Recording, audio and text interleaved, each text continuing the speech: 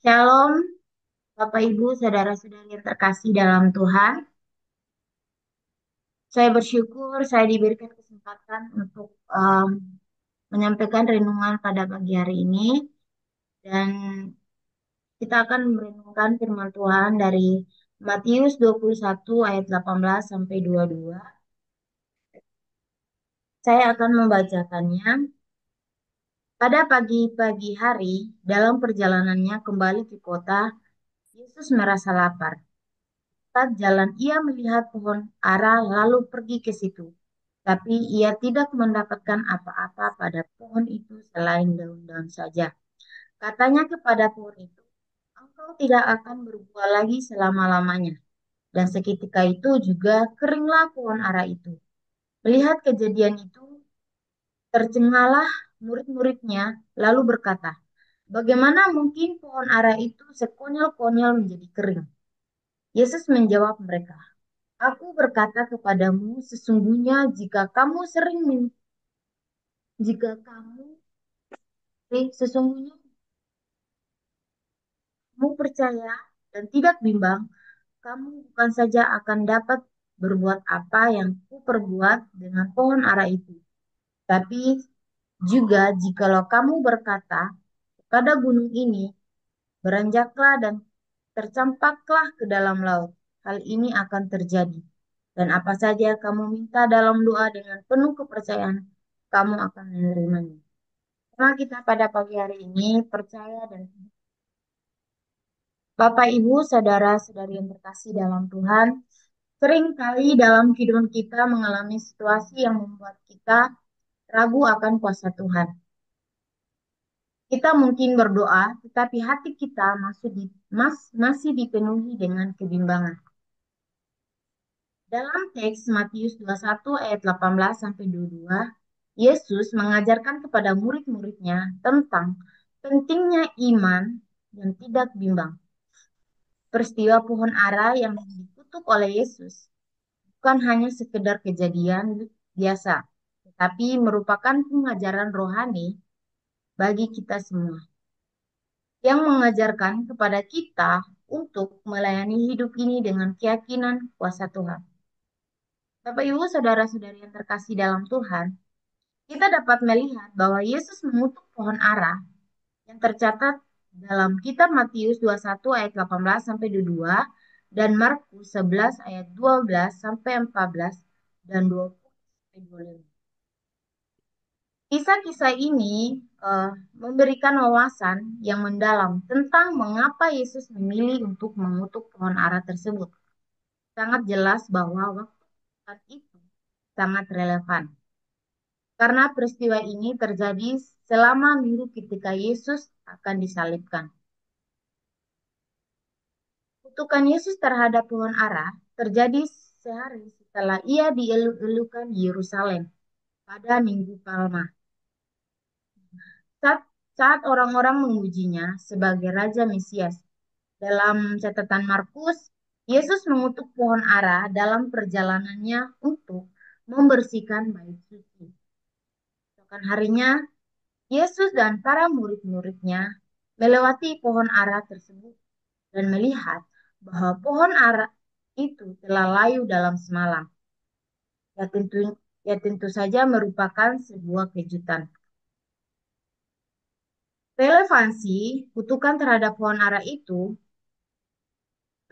ini erat kaitannya dengan peristiwa lain yang terjadi pada saat Yesus tiba di Yerusalem untuk merayakan Paskah. Ia akan diterima sebagai raja, namun pengikutnya seharusnya menghasilkan banyak buah, tapi Yesus mengetahui bahwa ia akan segera ditolak oleh umatnya sendiri. Markus mencatat bahwa meskipun bukan musim buah ara, pohon itu berdaun, yang seharusnya menjadi tanda bahwa buah ara ada di atasnya. Hal ini menggambarkan keadaan orang-orang yang tampaknya menerima Yesus dan para pemimpin agama yang mengaku mengikutinya, namun gagal menghasilkan buah yang baik. Sebaliknya, mereka menyalibkan. Yesus. Nah, Bapak, banyak orang yang melihat kutukan Yesus terhadap pohon ara yang membersihkan bait suci sebagai simbol kecaman terhadap Israel sebagai bangsa. Dalam banyak hal, Yesus mencela mereka yang mengaku sebagai umat atau sebagai nabi, tetapi tidak benar-benar mengikutinya dengan hidup yang berbuah. Dasar hidup berbuah dalam kepercayaan pada Tuhan. Ibu saudara-saudari yang terkasih dalam Tuhan, pada saat ini kita akan membahas dua poin. Yang pertama, percaya pada kuasa Tuhan. Bapak Ibu, saudara-saudari dalam Tuhan, dalam kehidupan sehari-hari kita sering menghadapi tantangan yang menguji iman kita. Namun Tuhan Yesus mengajarkan bahwa iman yang sungguh-sungguh memiliki kuasa yang luar biasa. Ketika kita benar-benar percaya kepada Tuhan, tidak meragukan kuasanya, maka kita akan mengalami karyanya yang nyata dalam kehidupan kita. Dalam Matius 17 ayat 20, Yesus berkata bahwa iman sebesar biji sesawit saja sudah dapat memindahkan gunung. Ini menunjukkan bahwa bukan seberapa besar iman kita, tetapi kepada siapa iman kita diarahkan. Jika kita percaya penuhnya kepada Tuhan, maka hal-hal yang tampaknya mustahil dapat terjadi karena kuasa Tuhan yang bekerja melalui kita. Bapak, Ibu, saudara-saudari yang terkasih dalam Tuhan, kita merasa lelah, takut, atau ragu-ragu saat menghadapi masalah. Namun, Yesus mengundang kita untuk memilih iman yang tidak tergoyang. Markus 9 ayat 23 berkata, tidak ada yang mustahil bagi orang percaya. Ini berarti ketika benar-benar mengandalkan Tuhan dan menyerahkan hidup kita kepadanya, maka kita akan melihat pertolongan dan mujizatnya dalam kehidupan kita. Dalam perjalanan iman kita, tantangan dan kesulitan tidak akan hilang begitu saja. Namun, dengan percaya pada kuasa Tuhan, kita akan mendapatkan kekuatan untuk menghadapinya. Markus 46 ayat 2 berkata, Allah itu bagi kita tempat perlindungan dan kekuatan sebagai penolong dalam kesulitan sangat terbuka. Kita tidak berjalan sendiri, tapi Tuhan sendiri yang akan menolong kita. Mari kita terus memperkuat iman kepada Tuhan. Percaya bahwa Dia sanggup melakukan lebih dari apa yang kita pikirkan. Jangan biarkan keraguan menguasai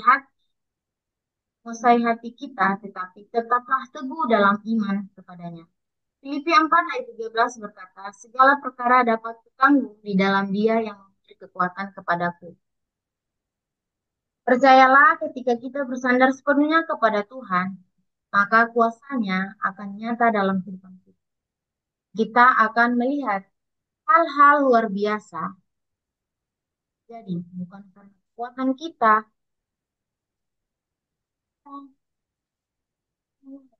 dalam kehidupan kita. Poin yang kedua, iman yang menghasilkan jawaban dan doa. Bapak, Ibu, saudara-saudari yang terkasih dalam Tuhan, Matius 21 ayat 2 berkata, dan apa saja yang kamu minta dalam doamu, dengan penuh kepercayaan, kamu akan menerimanya. Ini adalah janji Tuhan bahwa doa yang dinaikkan dengan iman yang sungguh-sungguh akan dijawab. Namun, pentingnya untuk memahami bahwa janji ini bukan akan memberikan segala sesuatu yang kita inginkan secara otomatis. Sebaliknya, Yesus mengajarkan bahwa iman yang sejati dan sikap hati yang benar-benar dalam berdoa adalah kunci mengalami mengalami jawaban Tuhan. Bapak, Ibu, saudara-saudari yang terkasih dalam Tuhan, Yesus mengaitkan ajaran ini dengan kisah pohon ara yang tidak berbuah. Pohon ara melambangkan bangsa Israel yang memiliki banyak aktivitas keagamaan tetapi tidak menghasilkan buah pertobatan sejati. Iman yang benar-benar bukan hanya sekedar mengetahui firman Tuhan, tetapi juga hidup dalam ketaatan dan menghasilkan buah. Orang yang hidup dalam iman sejati akan memiliki hubungan yang dekat dengan Tuhan, dan doa-doanya akan sejalan dengan kehendaknya. Dalam Yakobus 1 ayat 6 sampai 7 dikatakan, hendaklah ia memintanya dalam iman dan sama sekali jangan bimbang. Sebab orang yang bimbang sama gelombang laut yang diombang-ambingkan kian kemarin oleh angin. Orang yang demikian janganlah mengira bahwa ia akan menerima sesuatu dari Tuhan. Ini kita belajar bahwa iman yang ragu-ragu akan menghalangi doa kita. Sebaliknya, ketika kita berdoa dengan keyakinan penuh kepada Tuhan, kita bisa percaya bahwa Dia akan memberikan jawaban yang terbaik sesuai dengan kehendak kita. Mari kita belajar untuk berdoa dengan iman yang teguh, tanpa ragu-ragu. Tuhan rindu mendengarkan doa-doa kita, tapi Dia juga ingin kita datang kepadanya dengan hati yang tulus, percaya kepadanya. Seperti yang tertulis 1 Yohanes 5 ayat 14. Dan inilah keberanian kepercayaan kita kepadanya, bahwa mengabulkan doa kita jikalau kita meminta sesuatu kepadanya menurut kehendaknya. Mari kita terus membangun iman dan hidup dalam ketaatan kepada Tuhan, sehingga doa-doa kita menjadi tenang dan menghasilkan jawaban. Ayalah dengar, menjawab, dan selalu memberikan yang terbaik bagi. Amin. Mari kita berdoa. Tuhan, kami sungguh bersyukur pagi hari ini kami sudah mendengarkan firman Tuhan, meskipun singkat, kami yakin percaya Tuhan selalu menjawab dan dengarkan firman yang kami sampaikan pada pagi hari ini, Tuhan. Terima kasih, biarlah firman ini dapat memberkati setiap kami yang mendengarkan Tuhan dalam kehidupan kami, Tuhan. Terima kasih Tuhan, hanya di dalam nama Yesus. Haleluya. Amin.